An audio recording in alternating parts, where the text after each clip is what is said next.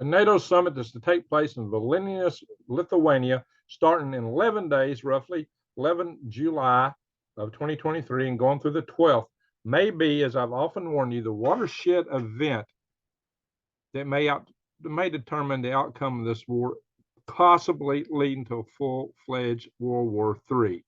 If Zelensky gets his way, it would be interesting. There are a lot of forces in NATO that are pushing for us to extend a security blanket over Ukraine, a NATO security blanket, which would invoke, if certain things happen to Ukraine, that NATO would respond full blown. And there are certain things that which they've hinted they would respond anyway.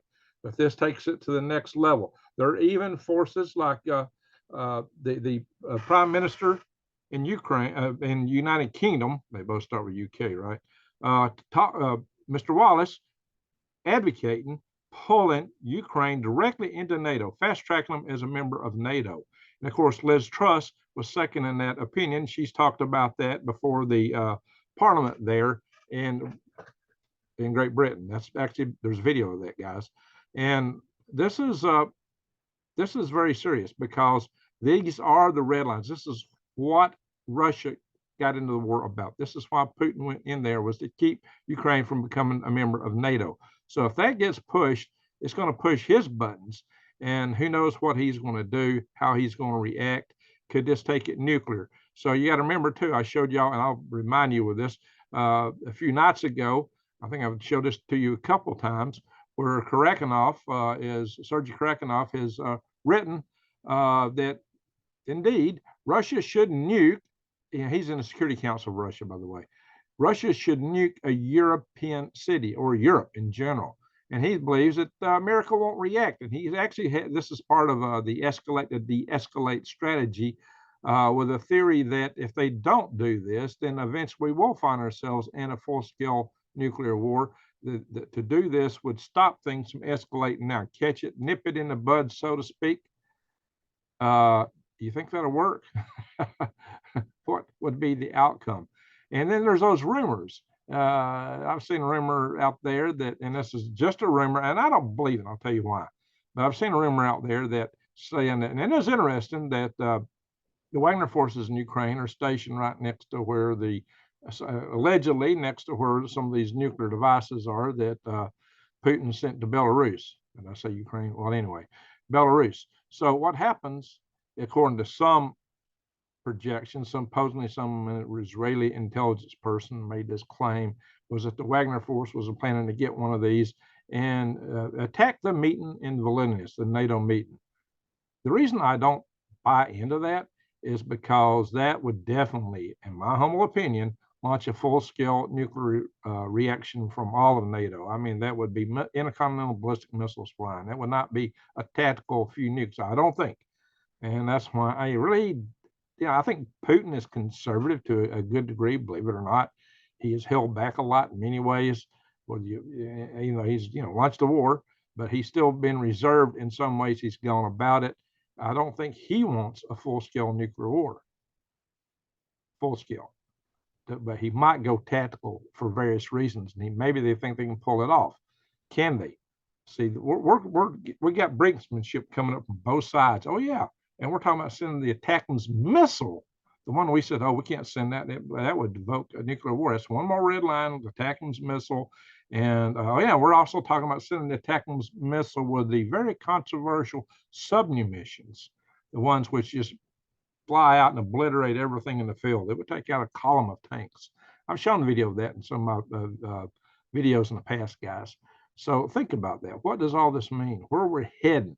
Well, to back it up, I'm going to go straight to some of these articles, and we'll talk about it as we go through them. Because, here's Ben Wallace right here. He is out here championing the idea of fast-tracking, yes, Ukraine into NATO membership.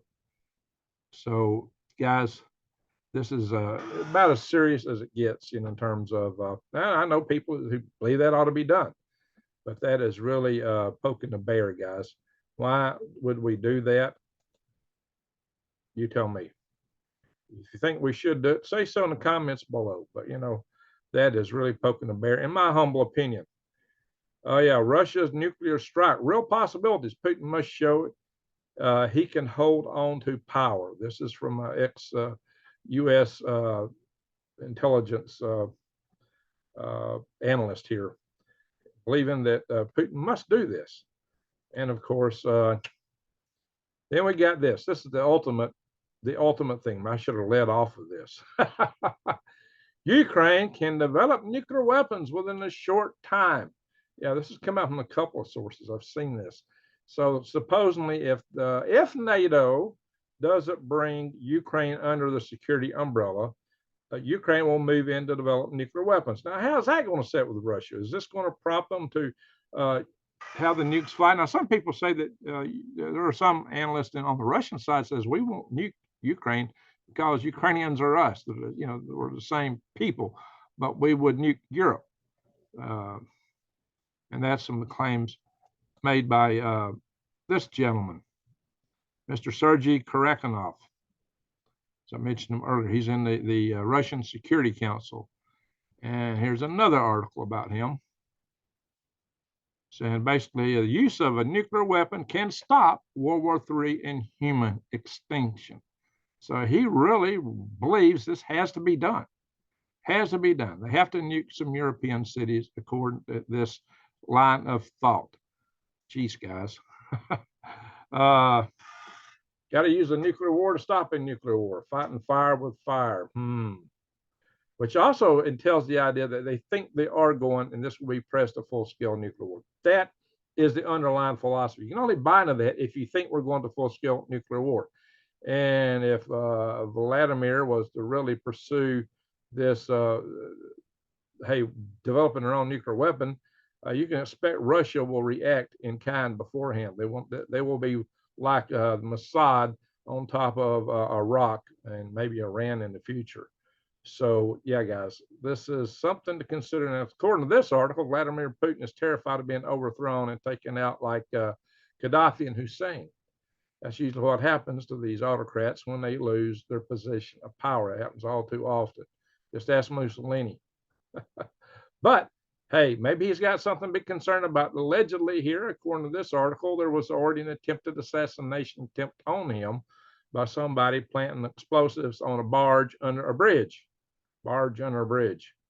So this was stopped by the FSO, and that's part of their this the Moskva River. Apparently, Putin was supposed to cross this river, and that barge was down there waiting on him laden with explosives. Well, you know, our Secret Service goes around checking all places before our president goes there and make sure there's no explosives, including checking manhole covers on streets to go through. Anyway, so here we are. So Zelensky says, well, gee, if you won't give us an invitation to the alliance, I won't even come to the meeting. Well, what kind of threat is that? And is that supposed? Oh yeah, you know what?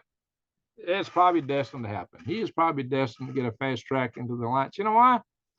It's been ordained because he's just had a meeting with the world's most eminent, intelligent expert in climatology science, the head climatologist of all the planet. Yes, he met with Greta Thunberg. So the fact that he had a meeting with Greta Thunberg probably just slicks the skids on his way straight into being a full-fledged member of NATO. I say that a little facetiously, but holy smoke, that does say he's got favor amongst certain individuals, like you might find in the House of Klaus, right? I don't know, guys. Maybe it's time to really think about taking things serious and prepping.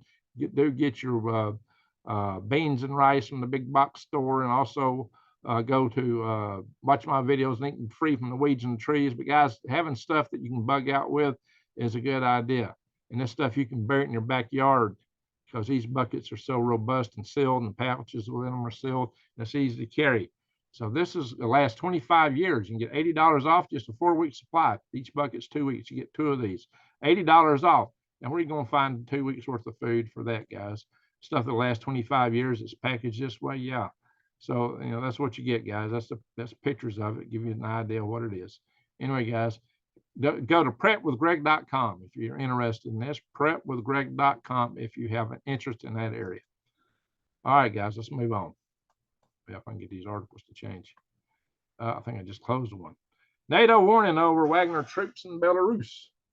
Well, they're scared about those troops in Belarus, but it's been said that the troops in Belarus aren't even going to be fighting. Well, they're definitely not fighting in Ukraine, according to several sources. They're no longer going to Ukraine. Does that mean they're going to Europe? Well, other sources claim they're going to Africa. So why you stage them in Belarus? Well, maybe it makes sense because you can't stage them in Russia apparently right now. Wagner Group will no longer fight in Ukraine. So this is a take on that. This is what they're saying here. But according to some sources, they're going to Africa. They are the tip of the spear for Russian foreign policy in many African countries, as I mentioned also in a previous video. All right, now this opinion piece here is interesting. It echoes what some of you have suggested or are thinking, and is that the Wagner coup was staged by Putin, and the West fell for it. Well, yeah, this is I don't buy into this, but it's an interesting thing to ponder. It's possible he's definitely a chess player. So maybe he got us all distracted and he's got other agenda in play here. So we won't know what it all is, but he's definitely a chess player. So I wouldn't put it past him. I don't think it's likely. Also, this deal with NATO, I think NATO, you got 33 members. Let me stop this here. You got 33 members of NATO. They all have to agree if you're going to make somebody a full-fledged member.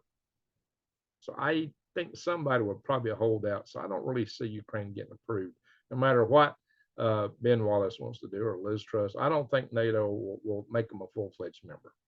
What I do think is that they may find a way to extend that security blanket over them. And that is also something that would really upset Putin. Of course, we've done a lot of things that upset him. We've crossed his red line a number of times, but where is the real red line? What really pushes him up against the wall? What's going to make him respond? Does he have to respond to look strong? Is he got to do that because he's been looked weak? Some people say he's strong. Some people say he's weak. There's all kind of stories out there, propaganda, counter propaganda. Of course, he staged the whole thing himself, maybe to flush out his own people on his own side who weren't really with him. Oh yeah, General Armageddon apparently was a VIP member of Wagner, but he's disappeared. So does that comport with that Putin fleshed this out? If Putin did this, why did he send his Air Force to attack Wagner? Maybe, he lost some good planes in that little adventure. So that's why I'm inclined to think, nah, I ain't buying that. But, then again, maybe that's the best theatrics, who knows, guys? It's hard to get inside the mind of people like that. But, guys, Putin has played it kind of conservative in a way. So here's the thing. We know that he's kept back a lot of his best aircraft. We know that they have a lot of their military forces he's kept back and kept out of Ukraine. A lot of people, if you would listen to the late, great Dr. Peter Vincent Pry, would have thought that he's saving that game for NATO. That's something Canadian Prepper talks about a lot too. And I think Canadian Prepper's on to something there. Now check out the Canadian Prepper channel when you get a chance, guys. He's a good guy. And he's also got a lot of prepping stuff on his channel, and I'm getting no kickback for this. But he gave me this saw, guys. Canadian Prepper gave me this and a bunch of other things, including some of his long-term food storage, guys. Canadian Prepper, check him out, guys. And tell him I gave him a shout out. So he's a great analyst, Canadian Prepper guy is. So check him out. All right, guys. That's enough for tonight in this video. Listen, one thing. I got people asking me, oh, Greg, what do I do if an MP hits? You know how many videos I put out on that? Just go check my videos. I got videos of what to do for an EMP. I got videos of what to do for nuclear war. Maybe I should have opened my channel up to show you that kind of stuff. But go in and check out my videos on my channel. Go to my homepage and scroll through. You're going to find videos about surviving, all the details about radiation. Great details about radiation, what it is, how it works, and how much is lethal. What time. You'll find videos of how to protect yourself from that. Those are important videos. So check them out. I may point to them in a live session or another video later. Well, for tonight, I'm going to say thank you for watching. If you're not subscribed to my channel, subscribe, bang the notification bell, and click all. Greg out.